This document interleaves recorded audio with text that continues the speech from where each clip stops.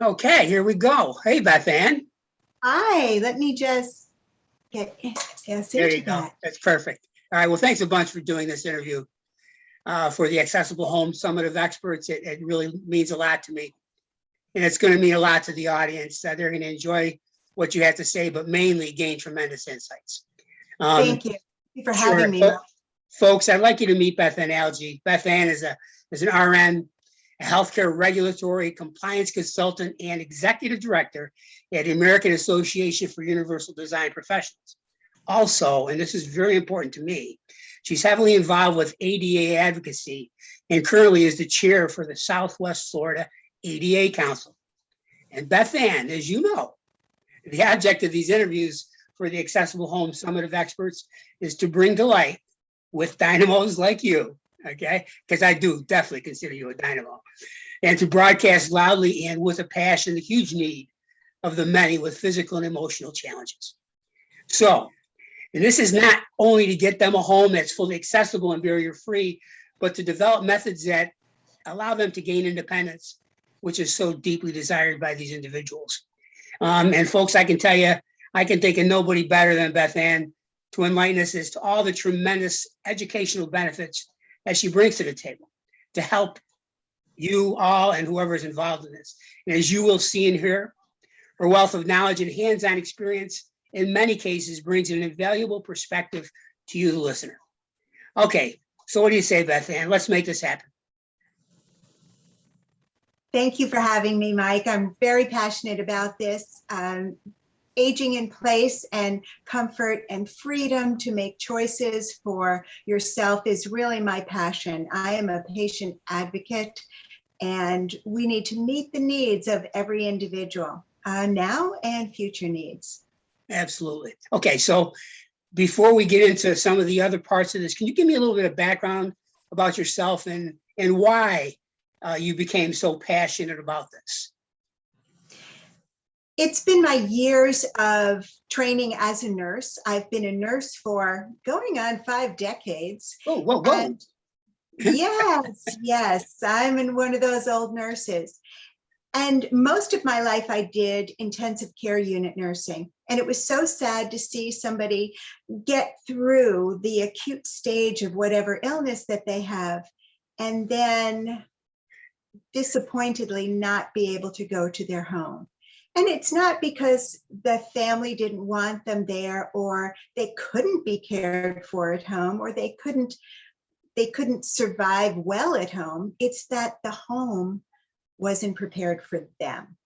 And it made it very difficult. And too much would have to be done to a home, or the whole family would have to move just to support that person at home. So they ended up in nursing homes, which is not the best for health, which means they kept coming back into our ICUs. But let's look at what nursing homes really are like. They do give some rehabilitation, especially in the acute phase, for a little bit, for those people who are acutely injured or ill. If they've had a stroke, or if they've had an accident or trauma, they can give them some physical therapy for an hour or two a day on a short-term basis. But if they were to live there for long periods of time, remember, they're going to have probably a roommate with maybe behaviors or sounds well into the night that they might not enjoy. And they will not have the privacy that they have and the comfort environment that they're used to at home. That includes temperature, sounds, loved ones around you, ability to have your things around you. So why are we not providing for people to be cared at home? A lot of money is going into long-term care insurances and long-term care. What if we took, as a nation and as individuals, that amount of money and made all homes accessible from the ground up, from when they are built, when they are designed? More people would be able to stay in the home than not. And I can think back through many of my thousands of patients who, with just some modifications, realistically, they could have gone home. So is that really all the background you just told us now? That's how you got into the universal design concept for what you're I discussing? did. Yeah. I did. I work now with a lot of patients who have disabilities, whether they have ALS, multiple sclerosis, and their biggest challenge is their home. And that shouldn't be. The home should be your sanctuary. It should be everybody's sanctuary. The place that you go to feel safe, the place that you go for your comfort, the place where you are nurtured and cared for, and that works for you. So give me the concept of when you look at universal design and the concept behind it, which is everything you just said regarding the patient. What does a house that has universal design look like as what you feel is the right perspective? Thank you. A universal design house, first of all, looks beautiful to everybody, and everybody would want it. It's got elements of it that are being built into the most expensive homes now. For instance, out to the back patio, it's all flush, it's all even. It invites the outside in, invites the person into the outside. There's no real difference between the patio and the living room. It's just one open space with doors that close. That's because it's all flush and easy to get out with a walker or a wheelchair or a power motor wheelchair, and you can just go right out. So these are the type of things that we see in a universal design home. Also, if you look at a kitchen with different levels of counters, it gives it a dimension and an interest to the eye that is absolutely beautiful. And the person who is not disabled really likes those difference in countertops. There might be a countertop where you're serving some dishes out, but there might be a lower countertop where I might want to roll out some dough and I have to get over it, and so that I can push down on it.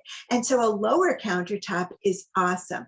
That lower countertop is going to be used by my friend or loved one who's going to come and want to work with me on chopping some onions up for dinner. And it might be that my grandchild might want to come in there and help grandma cook, and there's a lower countertop. So these elements of universal design, where we have a lower counter for somebody who's in a wheelchair and they can just wheel up to it and it's in the right space for them for eating or food preparation or doing a puzzle or anything else that they want to do, it's all ready for everybody, and everybody can enjoy it at any time in their life. So why aren't we building and designing these things right now for everybody?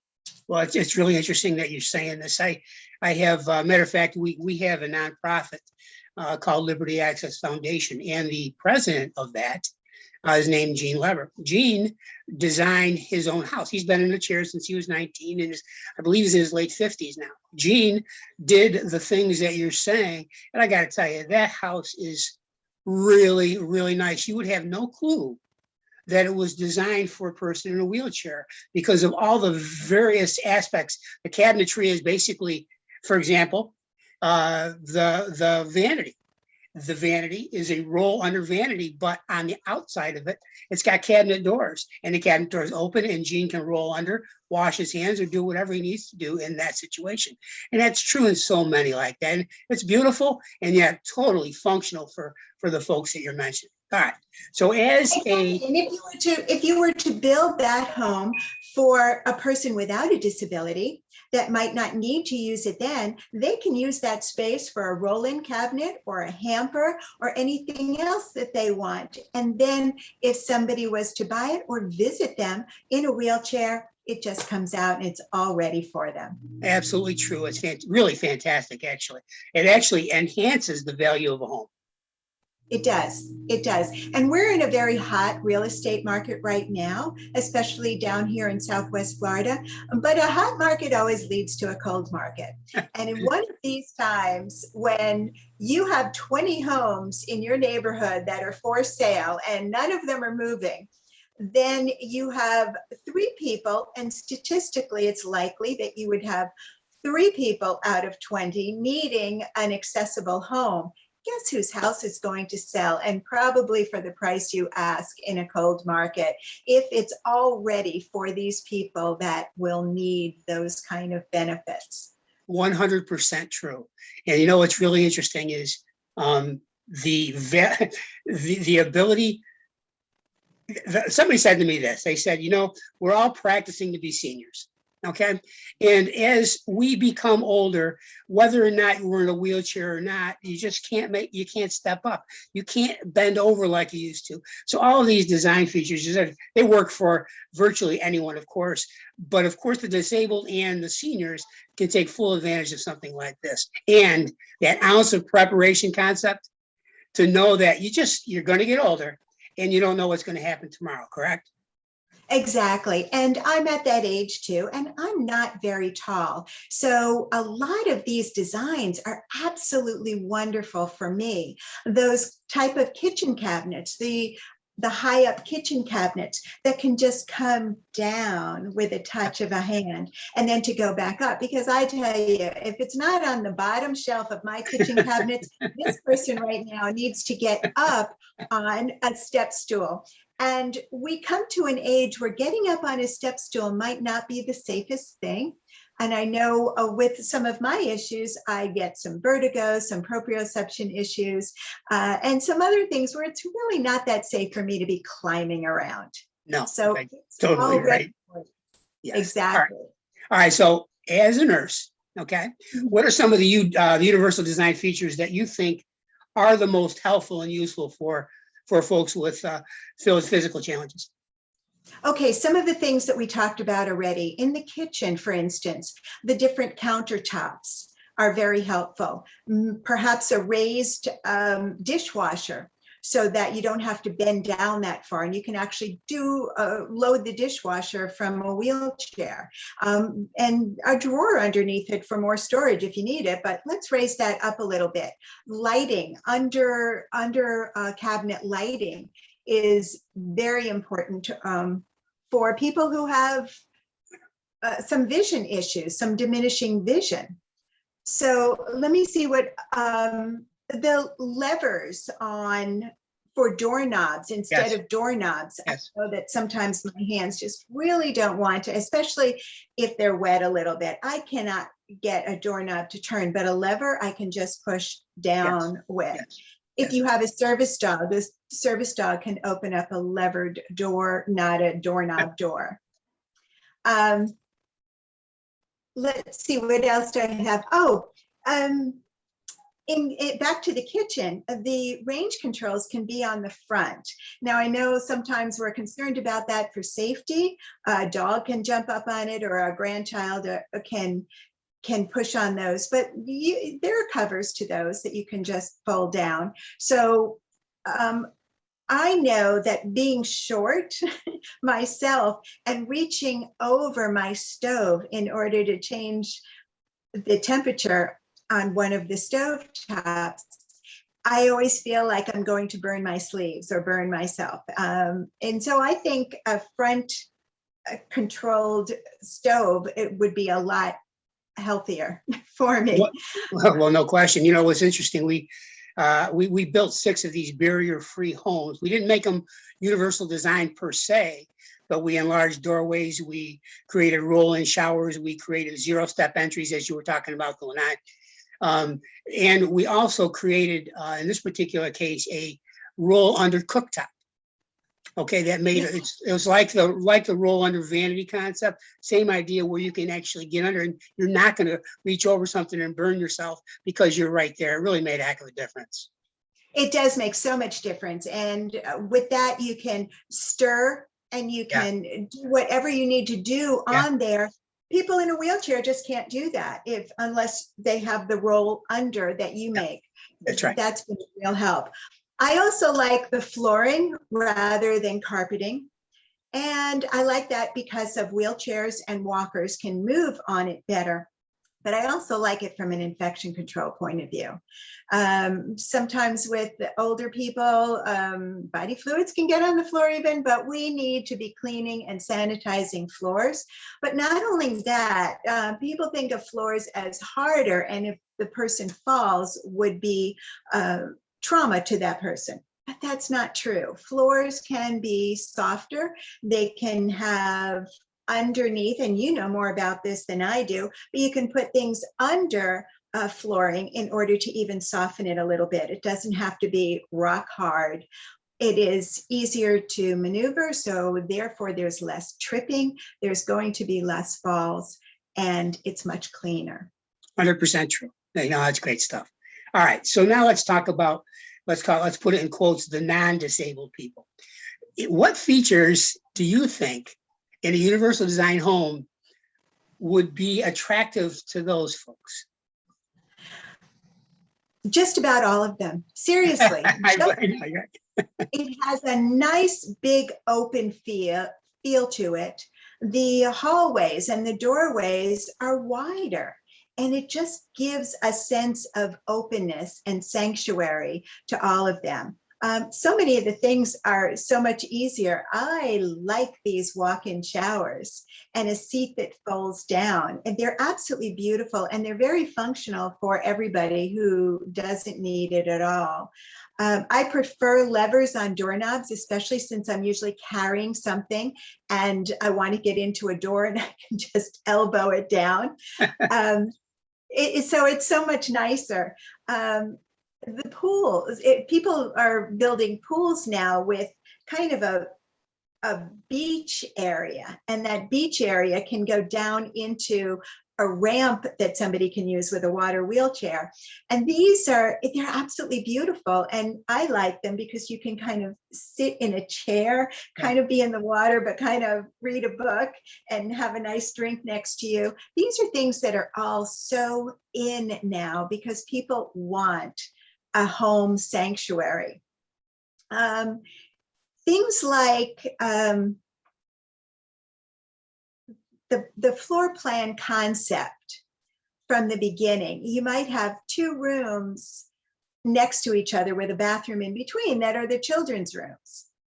And in the future, just by closing a door and putting a lock on it, that can be a separate caregiver's apartment with a seating area with little kitchenette and then a bedroom, and it's separated from you. But as you age and need somebody to be near you, you can have that. And in the meantime, after the children grow, you can use that as a guest suite or 2 guest rooms or whatever. But these are things that give me as the homeowner so many choices of what I want this to do, and do it as my needs change through different parts of my life. As I get older, I'm going to want different things for that exact same space. So I want to just interject there for you. The doorways, when we were building these homes, the typical door in traditional builds are 28, 30, 32 wide. Well, I said, no, let's go with a 36 because of the wheelchair access if needed.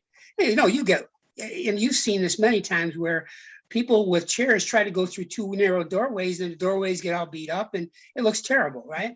Well, we put the 36-inch doors, and what was really interesting about that is we had some of the barrier-free homes that we built were bought by individuals that had no idea that they were barrier-free homes. So we told them that these doors are 36 and you don't have to worry about banging things up. They said, oh my God, we're going to be able to get in. Our furniture is going to move in easy and everything else like that, which I thought was exactly right. And then one more thing, which you've touched on in a way, is the usability factor, the ability to have a home that's universal design and barrier-free, allow for visitors to be visitable by all. Exactly. I have a cousin, or had a cousin now, who became a quadriplegic after a car accident. Now, he was such an athlete in his high school that he got most athletic in his senior year. And shortly after that, he was a passenger in a vehicle and he became a quadriplegic. We are all just seconds away from disability. Anybody who leaves their home, who gets in a car, is seconds away from it. And we all need to appreciate that it can all happen to us in a moment. It is the only minority that all of us can join at any time. And so back to my cousin, and I have friends who are in wheelchairs. I have a cousin who wanted to come down and visit me because I live in Florida. Everybody wants to visit me. And he could not because at the time, my home was not set up, could not accept anybody in a power wheelchair. It just, he couldn't use it. He couldn't be here. And it was so distressing for all of us that he couldn't go and visit his cousin like everybody else could. It's really sad. And now I have friends who use wheelchairs, who use power wheelchairs, who use walkers. And they need to be able to feel comfortable in my home too. So I wanted to bring up, I don't know if you can see this book. It's one of my favorite books. It was written by a man named Philippe. And Philippe is a very healthy man who was very active, and in his young 30s, he had a wife, young children at home, and a very successful career. In fact, one day he was walking into his work, a briefcase in his hand, hurrying into work, and he heard an explosion. And as he was going down, he was wondering why nobody else was responding to this explosion. Well, the explosion was in his own head, and he burst an aneurysm. And he's been locked in ever since. Locked in means he can't emote on his face, he cannot speak, and he can't move anything. So many people with neurological diseases progress to this, or in his case, this happened very rapidly. So he is now home.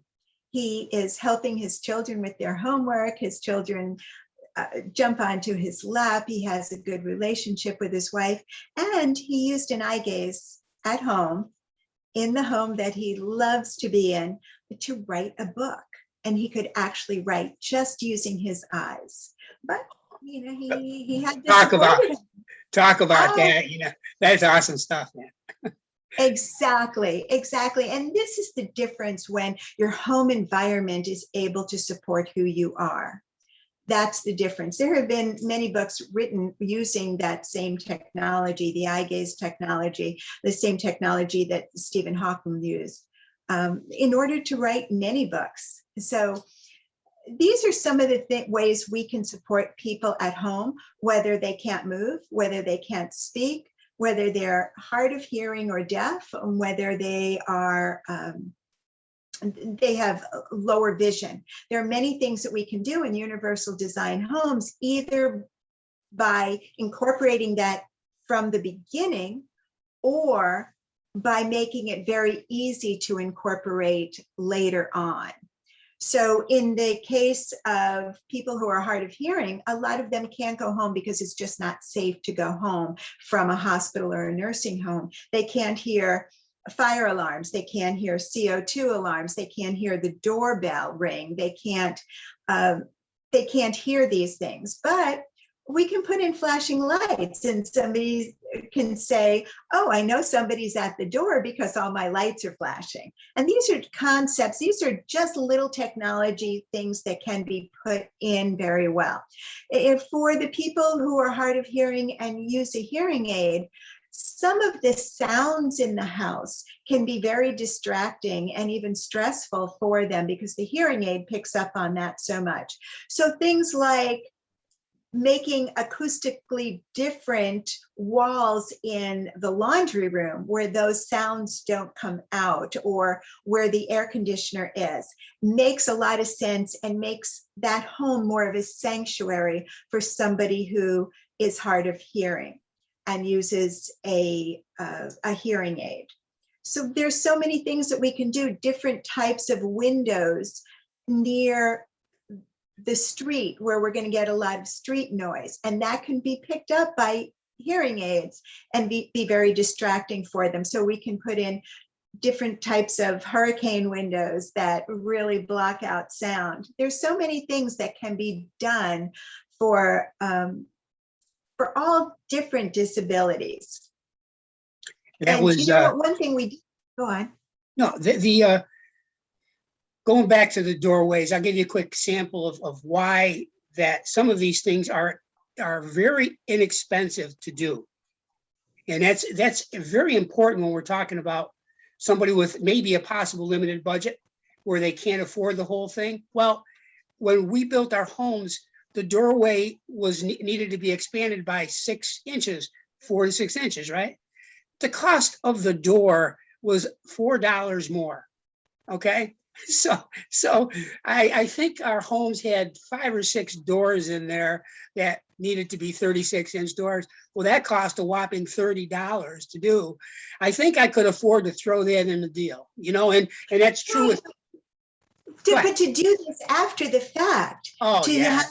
have a need. Well, you know, my husband's going to come home from the nursing home, and now I need to retrofit my house to have somebody come in and cut away walls and even make a ramp outside instead of, you know, just graded up to the front door.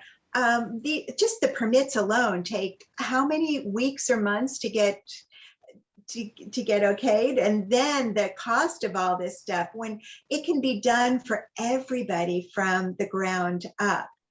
Totally correct. You know what? In some statistics, Mike, 61 million adults in the United States live with disability. 61. Now, not all of those are mobility disability, but we've got a lot of children. There are a lot of families who have a child in a wheelchair.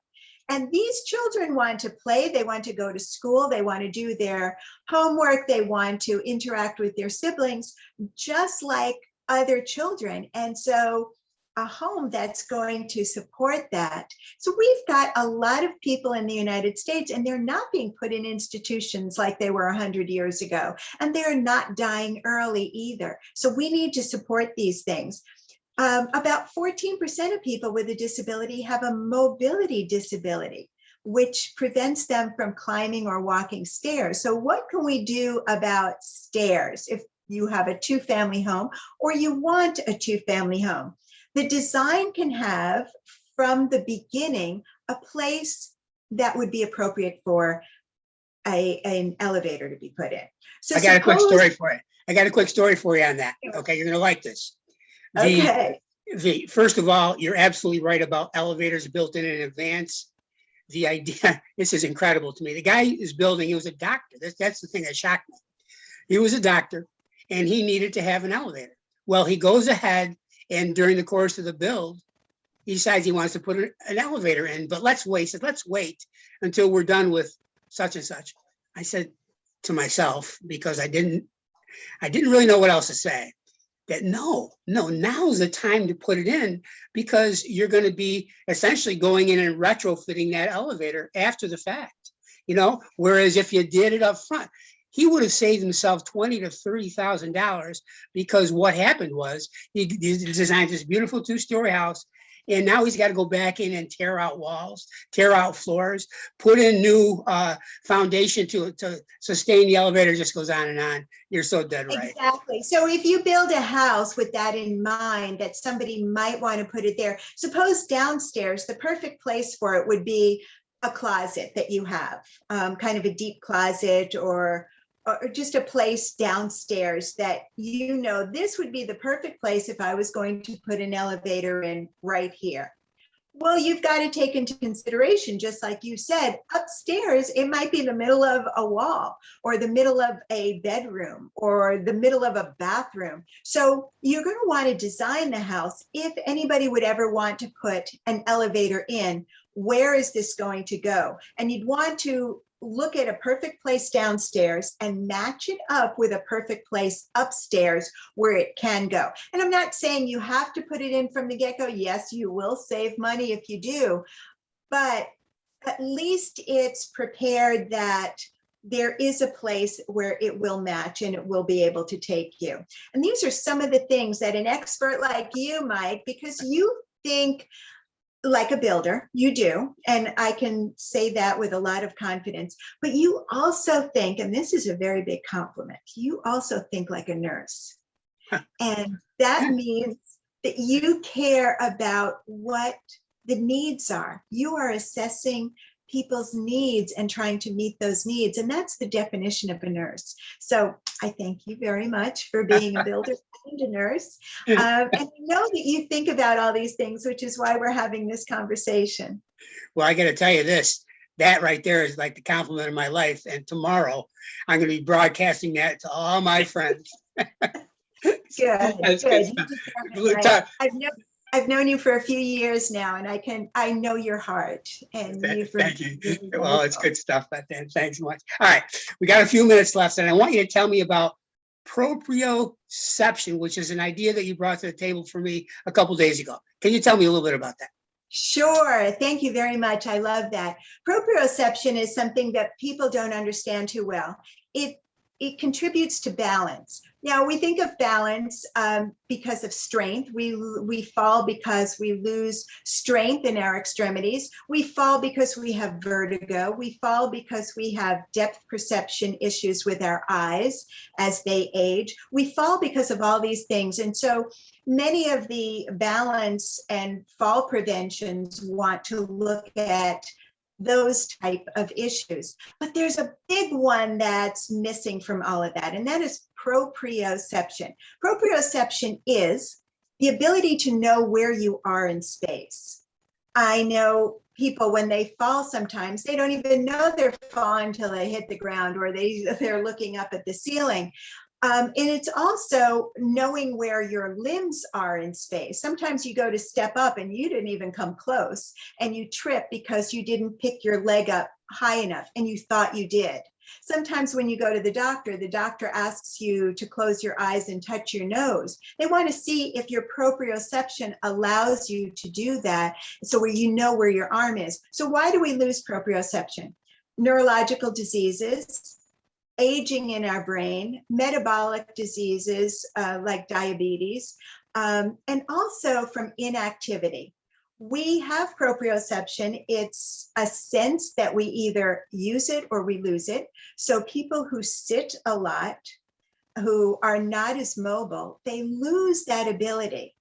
And so proprioception leads to falls. So what can we do in a home? Sometimes areas near a countertop can actually have a grab bar. Sometimes hallways even need some bars on the side. And I know that you as a builder, you look at where bathroom grab bars might be needed in the future, where hallway grab bars might be needed in the future, where all these things are, and you reinforce the walls behind them so that it's all ready if you ever need to put a balance bar like in a ballet studio, or you need to put a grab bar, say, in a bathroom. So proprioception is something that many older adults start losing. And there are specific exercises that can be done to increase proprioception. I do know of some experts in the field, personal trainer. I know of a device manufacturer, Stabilized Steps. I know of a physical therapist, a PhD, who are working on these, and they're doing exercises for people who are losing proprioception in order that they improve it, like exercises across the midline of the body, and that tells the brain, it just stimulates the brain to know where you are in space. I know I had an issue with proprioception that was getting pretty severe, and I went through some therapy very quickly, and I'm completely cured because we were able to trigger areas of the brain. And now I test in the 99th percentile for my age in balance because of it. So one of the things that I know you do with homes is you incorporate those needs into a home for use now or for future use. Absolutely. It's very, very true. It's that grab bar scenario is important. And all it takes when you have a brand new wall is just putting in blocking to allow for future potential use. Most of the time we use it right away in the bathroom because we'll go ahead and put grab bars in. But as you said, reinforce those walls and make it so that you can do it in the future should you need to. All right, I got to ask you. I've got to ask you, if you don't mind, where can people go ahead, do a quick eye gaze thing for me if you would. Could you do that? I wanted to tell you about this too. Yes, homes can be set up for people of all different needs and whatever they need. And this is an eye gaze device. Wow.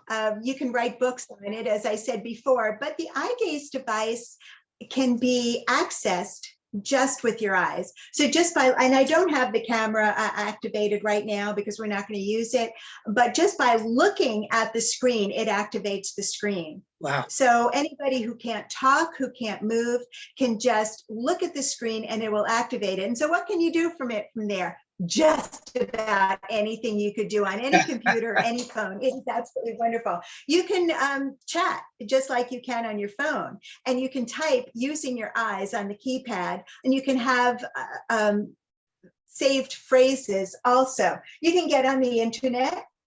You can go on the computer. So if you want to play games or check the weather station or do anything you want, you can remote control, and you can set up remote controls for your television, for your phone, for your stereo, so that you can turn that on whenever you need to. You can answer the phone and then text them back. You can go to email. You can do anything with this, but the alarms are great. So suppose you're not feeling well, you're getting chest pain, or your ventilator is starting to act up. You can text alert 911, your daughter at work, your neighbor down the street to come get you, and you can do all of those just by looking at it. So the eye gaze device as a tool for somebody to be home instead of going and living in a nursing home is just one of the many, many things that aging in place specialists know, that builders with a heart know about, that nurses know about. And these are things that we can do to have successful stay at home, stay in your sanctuary, stay where you are loved. Boy, that's good stuff, BethAnne. Very, very good stuff. All right. Where can people find out more about you? Can you give them this? I don't want to intrude, but if you're willing to give your email out, or you're willing to give whatever you want to give out, that would be fantastic, because I know people are going to want to contact you. Yes, and I'm hoping you can put this down on the screen later. My email is nurse4eyegaze@gmail.com. So that's the word nurse, the number 4, and then eye gaze is spelled EYEGAZE. So nurse4eyegaze@gmail.com. Please text me, email me with any of your questions, and I'd be glad to help you, to direct you, and to answer your questions. So here's how this goes. So if these people that opt in to see the initial interview, they have the screen up for 24 hours. And at that point, if they want to hear a lifetime interview, they can buy what's called an all access pass. Now that all access pass gives them unlimited listening to you, and it gives them an audio version of it and a PDF version of it, and they get your page. And on that page will be all the details that you want to give out, including the email that you just sent over. So that's a really good thing. That's what this Accessible Home Summit of Experts is all about, to bring to the people what they need for a lifetime should they want to listen to these things. Now they're going to have the contacts they need to get to a person like yourself. And I got to tell you, it's been a real pleasure to do this with you. You are one of the all-times, okay? Your passion, your advocacy for others has touched me and many others in a way it's going to be forever in my heart, and I'm sure it will be in theirs too. I want to thank you. I'm wishing you all the best, and keep it going, please. I will. Thank you so much, Mike, and thank you for being who you are and supporting my patients. I appreciate you so much. Okay, you take care of yourself, okay? Bye-bye.